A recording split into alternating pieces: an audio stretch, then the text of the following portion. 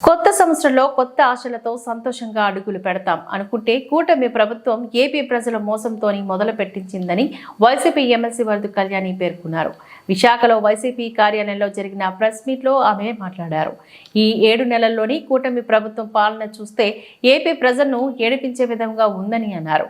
ఎన్నికల్లో ఎన్నో మోసపూరిత హామీలు ఇచ్చి ఏపీ ప్రజలను మోసగించి అధికారంలోకి వచ్చిన కూటమి ప్రభుత్వం మరోసారి ఆంధ్ర ప్రజలను మోసం చేశారు అంటూ తెలిపారు. విజనరీ లీడర్ అని చెప్పుకునే చంద్రబాబు గజనీ తరహాలో ఇచ్చిన హామీలను మర్చిపోయి తెలుగు ప్రజలను మోసం చేశారు అంటూ వరద కళ్యాణి మండిపడ్డారు. 1,48,00,000 మంది ఉన్నారు.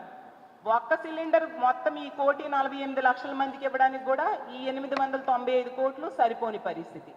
అంటే మొదటి సంవత్సరమే ఈ ఉచిత గ్యాస్ సిలిండర్స్ విషయంలో ప్రజల్ని మోసం చేశారు అనేది తేటతెల్లమైపోయింది. అలాగే మద్యం, గంజాయి గత 7 నెలల కాలంలో మనం చూస్తూ ఉన్నాము. మద్యం ఏరులై పారుతూ ఉంది. వీధికి ఒక బెల్ షాప్ చొప్పున తయారయ్యే పరిస్థితి కల్పించారు. ఈ పార్టీ ఎమ్మెల్యే నిర్వహిస్తున్న మద్యం షాపులకి అనుబంధంగా ఈ బెల్ షాప్స్ నిర్వహించిన సంగతులు ఎన్నో మనం చూసాం.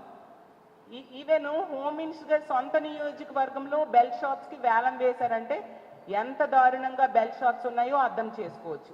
బెల్ షాప్ దొరికితే 5 లక్షల రూపాయలు ఫైన్ వేస్తామని చెప్పారు. ఎంతమందికి ఫైన్ వేశారు, ఎన్ని బెల్ షాప్స్ మీరు పట్టుకోగలిశారో అని నేను అడుగుతూ ఉన్నాను.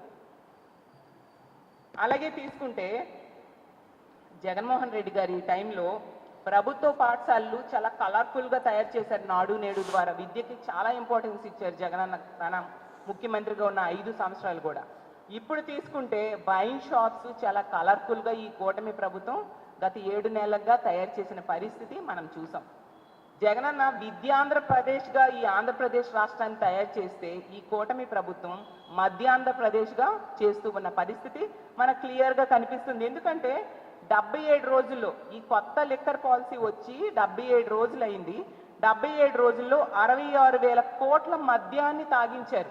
మరి మధ్యాంధ్రప్రదేశ్ అనకు ఇంకేమంటారు? ప్రజలు, ముఖ్యంగా మహిళలు ఈ మద్యం తాగి చాలా అఘాయిత్యాలు, దాడులు, అత్యాచారాలు జరుగుతున్నాయి. నిజంగా ఈ కూటమి ప్రభుత్వం అధికారంలోకి వచ్చాక ఈ రాష్ట్రం మధ్యాంధ్రప్రదేశ్గా మారిపోయిందని ఎంతగానో బాధపడే పరిస్థితిని తీసుకొచ్చారు. అసలు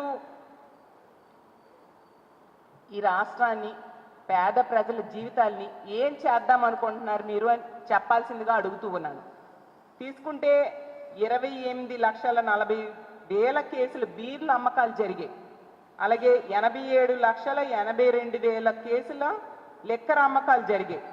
ఎంత ఘోరంగా బెల్ షాప్స్ పెట్టి మద్యం ఏరులై పారించేట్టుగా ఈరోజు ఈ కూటమి ప్రభుత్వం మద్యం పాలసీని అమలు చేస్తూ ఉన్న పరిస్థితి. అసలు పల్లెల్లో ఏటీఎంలు ఉండవు చాలా దగ్గరలో, కానీ ప్రతి పల్లె 370 కేసులు. అంటే ఆ సంవత్సరంకి ఈ సంవత్సరంకి మద్యం కానీ అలాగే బీర్లు కానీ అమ్మకాల్లో ఎంత తేడా ఉంది, ఎంత ఎక్కువ మద్యం వరదలా పారుతుంది అనేది ఈ రాష్ట్ర ప్రజలు గమనించాల్సిందిగా కోరుతున్నాను. అలాగే తీసుకుంటే జగన్మోహన్ రెడ్డి గారి పాలన కంటే ఈ చంద్రబాబు నాయుడు గారి పాలనలో 18% లిక్కర్ అమ్మకాలు పెరిగాయి, 40% బీర్ల అమ్మకాలు పెరిగాయి. ఈ విధంగా మద్యం ఏరులై పారుతూ ఉంటే, మద్యం అవైలబిలిటీ ఎంత ఎక్కువ ఉంటే మరి ఈ మద్యం మత్తుకి బానిసయ్యి మహిళల మీద అత్యాచారాలు జరగవా, హత్యలు జరగవా, దాడులు జరగవా? అసలు చూడండి, పాలకొండలో మన విద్యుత్ తీగల మీద ఒక మనిషి ఎక్కి ఎలాంటి వీరాంగం సృష్టించాడు. మద్యం మత్తులో తండ్రి కొడుకులు కొట్టుకుంటున్నారు. ఎంత దారుణమైన సంఘటనలు! రోజుకొక అత్యాచారం, రోజుకొక హత్య మహిళల మీద జరుగుతూ ఉంది. అలాగే గంజాయి, ఎంత విచ్చలవిడిగా గంజాయి దొరుకుతుందో ఈ రాష్ట్రంలో మనం చూస్తూ ఉన్నాము.